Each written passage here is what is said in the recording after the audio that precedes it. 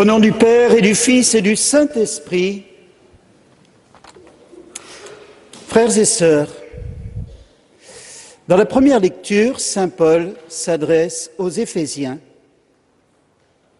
et il dit 3 phrases qui peuvent orienter précisément ce temps de carême. Car nous sommes depuis 2 bonnes semaines, 2 semaines et demie, dans ce temps de carême. Et comment le vivons-nous? C'est bien de faire le point de temps en temps, faire une relecture et se dire, tiens, je m'étais engagé à telle résolution, à tel engagement de fidélité, à tel sacrifice, où j'en suis au bout de 2 semaines et demie. Et précisément, Paul, aux chrétiens d'Éphèse, donne 3 pistes. Premièrement, cherchez à imiter Dieu, rien de moins. Deuxièmement, suivez les voies de l'amour. En cette année de la miséricorde, on ne peut pas être mieux placé sous cette grâce de la voie de l'amour et du pardon. Et enfin, faites entendre des actions de grâce. Faites entendre des actions de grâce. J'y reviendrai tout à l'heure, mais regardez, ou plutôt écoutez les informations. Le Père Fabrice le disait tout à l'heure, je suis rentré il y a 1 an et demi d'Amérique latine, de la Patagonie argentine, et donc avec un recul de 7 années absent du diocèse, et de la France, j'ai été frappé de voir la mentalité des médias. Je n'ai pas la télé, j'ai simplement la radio. Mais vous écoutez le matin à 7 heures les informations et tout de suite vous avez le moral en berne. Il n'y a que des mauvaises choses. Il n'y a que des mauvaises choses. Alors donc, on l'arrête. Mais il faut bien être informé. C'est pour cela, lorsque Paul dit « Faites entendre des actions de grâce », eh bien, recherchons ce qu'il y a de beau dans la vie. Recherchons ce qu'il y a de beau dans ma vie. Recherchons d'abord ça. Je sais, c'est un tsunami qui va à l'encontre de cette mentalité d'action de grâce. Pensez à l'encyclique du Saint-Père sur l'écologie. « Loué sois-tu » en reprenant saint François d'Assise. « Loué sois-tu, Seigneur ». Très très difficile dans le monde dans lequel nous sommes d'avoir vraiment un cœur inondé de cette grâce de ressusciter. Je reviens à cet évangile que nous venons d'entendre. Si on va dans la Bible de Jérusalem, il y a des sous-titres. Et là, nous en trouvons 4. Jésus est Belzéboul. Ensuite, intransigeance de Jésus, qui n'est pas avec moi et contre moi. Troisièmement, retour offensif de l'esprit impur. La nature a horreur du vide. Si on fait des sacrifices d'un côté, il faut les combler de l'autre par des actes d'amour et de miséricorde. Le démon est toujours par là, il rôde. Et enfin, la vraie béatitude. Heureux ceux qui écoutent la parole et l'observent. Frères et sœurs, avez-vous noté que la première et la dernière phrase de cet évangile, d'un côté, il est question d'un muet guéri d'un esprit mauvais par Jésus. Jésus est le médecin par excellence. Et la dernière phrase, c'est précisément une invitation à écouter la parole de Dieu et à la garder. Précisément, cet homme qui était muet, il était coupé de toute communication. Dans un des autres évangiles synoptiques, il était sourd aussi, sourd et muet. Il n'y a plus de contact avec l'extérieur. Est-ce que nous avons un confesseur? Est-ce que nous avons un père spirituel à qui nous pouvons tout dire, vraiment tout dire, qu'on ne peut même pas dire à notre conjoint ou à notre meilleur ami? Est-ce que nous avons quelqu'un à qui on peut sortir de ce silence, car on sait très bien, saint Ignace de Loyola le disait très clairement, le démon se délecte si on garde les choses pour nous. Il se délecte. Avoir un accompagnateur spirituel, un guide spirituel à qui on peut tout dire, lui va nous écouter. Et déjà à travers son écoute, le Seigneur va nous guérir. Donc nous-mêmes, nous devons aussi apprendre à écouter.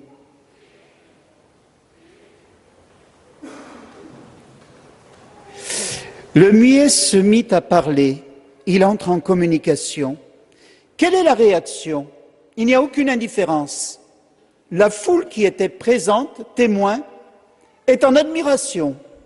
Ben oui, évidemment. Oui, mais, car il y a un mais. Il y a aussi de la contestation. Mais comment celui-ci peut-il guérir ? C'est par Belzéboul ? Belzéboul, le prince des démons, qu'on appelle souvent maintenant Belzébuth, c'est la même origine. Le prince des mouches, le dieu des mouches, le dieu des fumiers, quelque chose qui est forcément extrêmement mauvais, négatif pour l'âme humaine. C'est par Belzéboul ? Comment on peut en arriver à ce genre de raisonnement ? Il y avait un homme qui était muet, qui vient d'être guéri, et ça serait par un démon qu'il serait guéri ? Voyez, comme s'immisce le démon à travers le doute. Pensez à Ève et Adam, nos parents.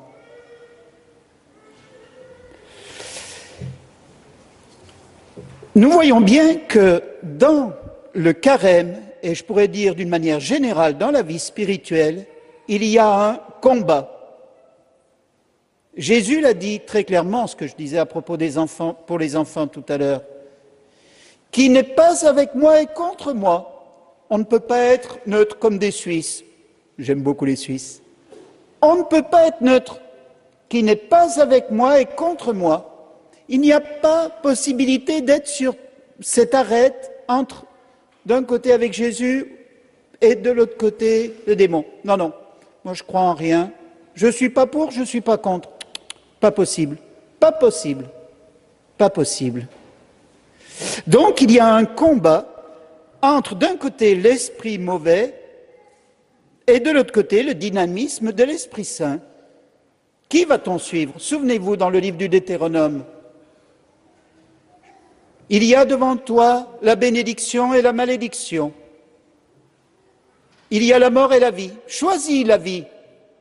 Et oui, nous touchons quelque chose d'essentiel, qui est précisément ce qui fait que nous sommes créés à l'image de Dieu. Cette liberté d'amour. On peut le rejeter, on peut l'aimer. Dieu a pris ce risque en nous créant. Mais nous nous rendons bien compte que nous ne sommes pas indemnes des influences du démon. Dans les exercices spirituels de saint Ignace, que j'ai eu la grâce de revivre il y a quelques mois, on voit très très bien comme le démon attaque, et Ignace le décrit très clairement, comme le démon attaque, et comment l'Esprit Saint, au contraire. Mais il y a une décision à prendre. Donc vous voyez, en ce temps de carême, si nous avons vraiment pris les mesures radicales de conversion, forcément, nous sommes attaqués. C'est le b.a.-ba de la vie spirituelle.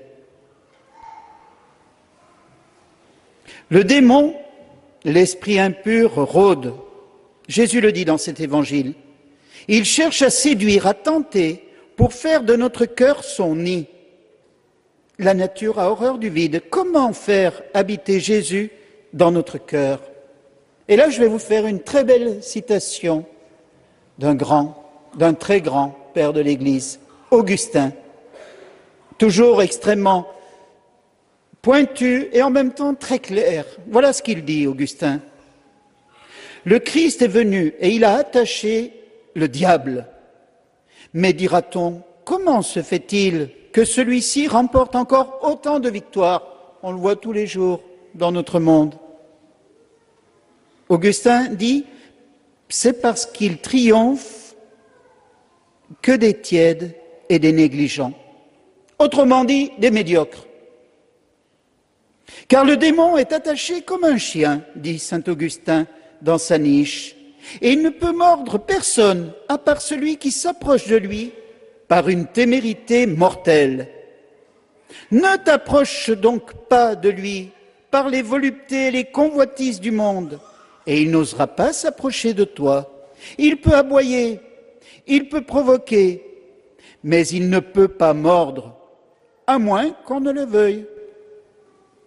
Car ce n'est pas par contrainte qu'il entraîne au mal, c'est par persuasion. Il n'extorque pas notre consentement, il le demande. Donc c'est là que nous rendons bien compte de la miséricorde, car en prenant un peu de temps, en relisant notre vie, nous voyons comme nous flanchons si facilement. Nous sommes si souvent faibles, par une parole, par une attitude, par une pensée, par un regard. Probablement que certaines d'entre vous ont fait ou sont en train de faire le chemin de Saint-Jacques-de-Compostelle. Par tronçon, on prend une semaine, 10 jours chaque année pendant l'été. Beaucoup m'ont fait ce commentaire, moi-même je l'ai fait il y a très longtemps, ce chemin de Saint-Jacques-de-Compostelle. Beaucoup ont fait cette expérience.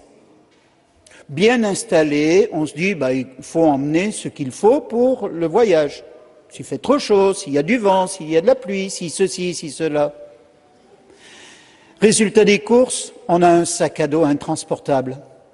Encore récemment, un monsieur me disait, avec mon épouse, quand on arrivait dans un village, on allait direct à la poste et on faisait un colis où on mettait des affaires qu'on avait chargées inutilement dans notre sac à dos. Et oui, retardé, fatigué. Pourquoi ? Parce qu'on manque de dépouillement. Et ce monsieur me disait, eh bien, grâce à cette expérience d'un sac à dos trop lourd qu'il fallait petit à petit décharger, parce que sinon on aurait dû abandonner, eh bien, nous faisions le même cheminement au niveau du cœur. Il y avait un dépouillement.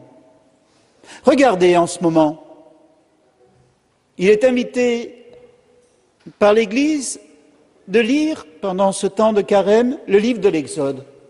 Je prends simplement cet exemple de la traversée de la mer des Roseaux, la mer Rouge. Qu'est-ce qui se passe ?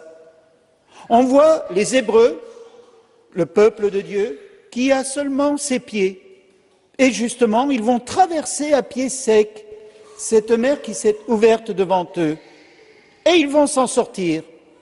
Derrière, pourchassés par Pharaon et ses armées, avec des gros chars et les chevaux, ils vont s'embourber et ils vont mourir noyés. Voyez l'expérience de notre vie spirituelle, elle est là. Le dépouillement de moi-même pour que le Seigneur puisse trouver tout son espace, toute sa place dans ma vie. Voici quelques jours à l'occasion des 10 ans de la superbe encyclique du pape Benoît XVI, Deus Caritas Est, Dieu est amour. Le Saint-Père François disait « Nous devons regarder à la charité divine comme à une boussole qui oriente notre vie. Elle nous en donne la direction, elle nous apprend comment regarder nos frères et le monde. » Je répète, la charité divine nous apprend comment regarder nos frères et le monde. Quelque sorte, prendre les lunettes de l'Évangile et regarder différemment ce monde, et non pas avoir l'esprit du monde. Le Saint-Père continue et conclut en disant « Ubi amor, ibi oculus », disait-on au Moyen-Âge. Là où il y a l'amour, là se trouve la capacité de voir. Exactement ce que je vous disais. Les lunettes de l'Évangile sur le nez nous donnent ce filtre de l'amour qui nous permet d'avoir un nouveau regard et voir les belles choses qu'il y a dans ce monde qui souffre tant.